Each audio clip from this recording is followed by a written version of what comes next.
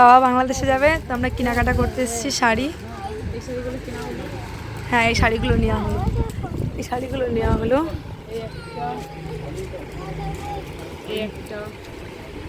একটা আর ওই একটা,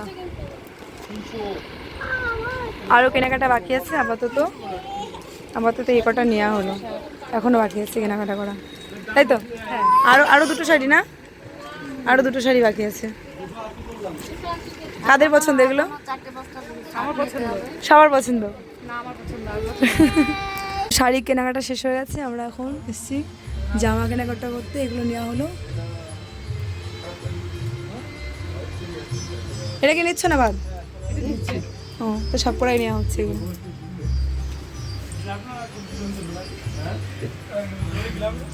তো বাবা বাংলাদেশে যাবে, আমরা ব্যাগটা সব গুছিয়ে দিচ্ছি। সব এগুলো জ্যাঠা কাকাদের জন্য, জেঠিমাদের জন্য, কাকিদের জন্য সব এগুলো নিয়ে যাওয়া হচ্ছে। মা কিছু বলো।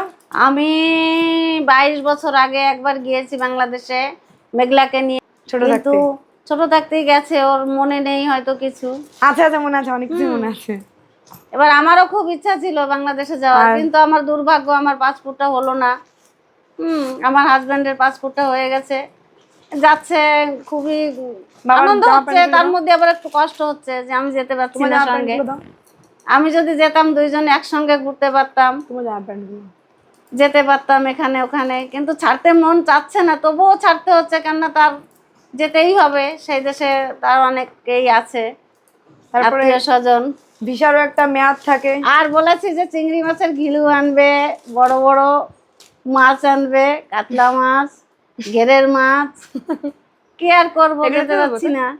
পদ্মার ইলিশ নিয়ে আসবো, বড় বড় পদ্মার ইলিশ এনে আবার দেখাবো, হয়তো খেতে দিতে পারবো না তোমাদের, দেখাতে তো পারবো। যে মাছ যাচ্ছি, আসার সময় পদ্মার ইলিশ যদি পাই নিয়ে আসবো। আর ওখানে গলদা চিংড়ির চাষ হয় আমাদের এলাকায়, মাছের ভেড়ি আছে বড় বড়।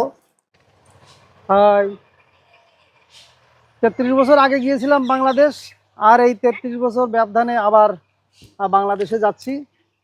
খুব রোমাঞ্চ লাগছে, নতুন দেশ, নতুন দর্শন, নিশ্চয়ই ভালো লাগবে। ওখানে গিয়ে আবার ভিডিও করে আপনাদের দেখাবো নদী নালা খাল বিল, সমৃদ্ধ বাংলাদেশ, সেখানে যাচ্ছি। বাই।